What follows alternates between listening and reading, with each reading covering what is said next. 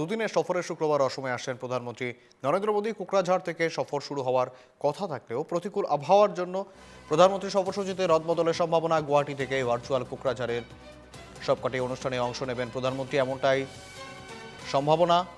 যদিও সরকারিভাবে প্রধানমন্ত্রীর সফরসূচির রদবদল নিয়ে কিছুই জানানো হয়নি এখনও। গুয়াহাটিতে একগুচ্ছ অনুষ্ঠানের পর শনিবার সকালে বরাকে যাবেন প্রধানমন্ত্রী। শিলচর গুয়াহাটি এক্সপ্রেস হাইওয়ের শিলান্যাস সহ সফরে সব মিলিয়ে ৪৭,০০০ কোটির প্রকল্পের শিলান্যাস উদ্বোধন করবেন প্রধানমন্ত্রী।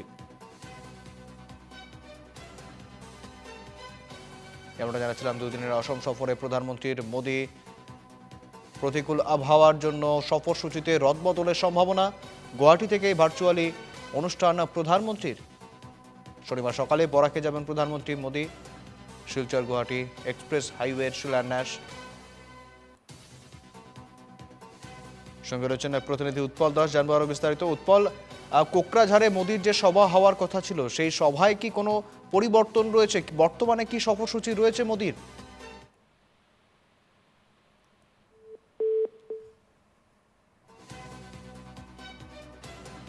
যোগাযোগ বিচ্ছিন্ন হয়েছে, আমরা আরও যোগাযোগের চেষ্টা করবো। যেমনটা জানাচ্ছিলাম, দুদিনের অসম সফরে প্রধানমন্ত্রী মোদী,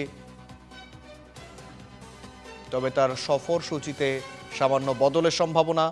কোকরাঝাড়ের সভায় অংশগ্রহণ না করার সম্ভাবনা মোদীর।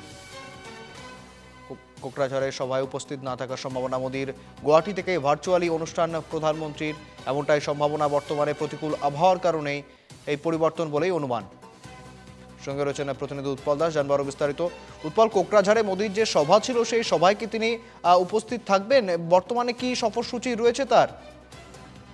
হয়, নিশ্চয়কৈ শুভেন্দ্ৰ। মই ক'ব বিচাৰিছো, আমি যিহেতু বিমানবন্দৰ লোকপ্ৰিয় গোপীনাথ বিমানবন্দৰত বৰ্তমান উপস্থিত আছো আৰু ইয়াৰে বৰ্তমান সময়ত প্ৰধানমন্ত্ৰী নৰেন্দ্ৰ মোদীৰ যি এস্কৰ্ট, সেই এস্কৰ্ট বা যিসকল তেখেতৰ বিষয়ববীয়া, সেই বিষয়ববীয়াখিনি ইয়াত বৰ্তমান উপস্থিত আছে। আৰু তেওঁলোকৰ পৰা পোৱা তথ্য অনুসৰি এতিয়ালৈকে আমি জানিব পাৰিছো যে কোকৰাঝাৰৰ যিখিনি প্ৰগ্ৰেম আছে, যিখিনি তেখেতসকলৰ কাৰ্যসূচী আছে, সেই কাৰ্যসূচীসমূহ তেখেতসকলে বৰ্তমানলৈকে সেইখিনি বাতিল কৰাৰ সম্পূৰ্ণ সম্ভাৱনা আছে। কিয়নো তেওঁ 2:15 বজাত তেওঁ গুৱাহাটীস্থিত যি লোকপ্ৰিয় গোপীনাথ বৰদলৈ আন্তৰ্জাতিক বিমানবন্দৰ আছে, সেই বিমানবন্দৰত তেওঁ আহি উপস্থিত হ'ব আৰু ইয়াৰ পৰাই তেওঁ পোনে পোনে কইনাধৰণে বুলি ৰাওনা হ'ব আৰু তাত গৈ পেলাই তেখেতে কেতবোৰ যিসমূহ কাৰ্যসূচী আছে, উন্নয়নমূলক আঁচনি আছে, সেই আঁচনিসমূহত তেখেতসকলে অংশগ্ৰহণ কৰি প্ৰধানমন্ত্ৰী নৰেন্দ্ৰ মোদীয়ে সেইসমূহ ৰাইজৰ বাবে অৰ্পণ কৰিব। আৰু বৰ্তমান সময়ত মই যিহেতু আমাৰ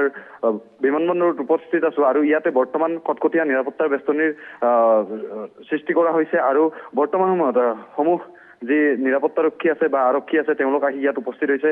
প্ৰধানমন্ত্ৰী নৰেন্দ্ৰ মোদীৰ যি বিশেষ বাহন, সেই বিশেষ বাহন বৰ্তমান ইয়াতে সাজু কৰি থকা হৈছে। আৰু ইয়াৰ পৰা আচলতে নিশ্চিতভাৱে ক'ব পাৰি যে তেওঁৰ আজি যিসমূহ কোকৰাঝাৰৰ যিসমূহ কাৰ্যসূচী আছে, সেই বতৰৰ বিধিবথালিৰ বাবে এই কাৰ্যসূচীসমূহ বৰ্তমানলৈকে বাতিল কৰিবলৈ প্ৰায় সম্ভাৱনাটো প্ৰকট হৈ উঠিছে। আৰু আমি যিমান দূৰ গম পাইছো এতিয়ালৈকে তেওঁ ইয়াৰ পৰাই পোনে পোনে ৰাজপথেৰে গৈ তেওঁ কইনাধৰত উপস্থিত হ'ব, অৰ্থাৎ লোকপ্ৰিয় গোপীনাথ বৰদলৈ বিমানবন্দৰৰ পৰাই তেওঁ কইনাধৰণলৈ ৰাওনা হ'ব। আৰু তাত গৈ পেলাই তেখেতে যিসমূহ জনকল্যাণমূলক আঁচনি আছে, সেই আঁচনিসমূহ তেখেতে তাৰ পৰাই, আৰু যিহেতু এতিয়ালৈকে খবৰ পোৱা অনুসৰি যিসমূহ তেখেতৰ কাৰ্যসূচী আছে, প্ৰায়সমূহ কাৰ্যসূচী এতিয়া ভাৰ্চুৱেলি কৰিব বুলি জানিব পৰা গৈছে। আৰু প্ৰধানমন্ত্ৰী নৰেন্দ্ৰ মোদী ডাঙৰীয়া আজি নিশাটো গুৱাহাটীতে কটাই পেলাই আজি যিসমূহ ৰাজহুৱা উন্নয়নমূলক প্ৰকল্প আছে, আঁচনি আছে, সেইবিলাক ভাৰ্চুৱেলি উদ্বোধন কৰি পেলাই ভূমিপত্ৰ বিতৰণ কৰিব। সেইবিলাক কৰি পেলাই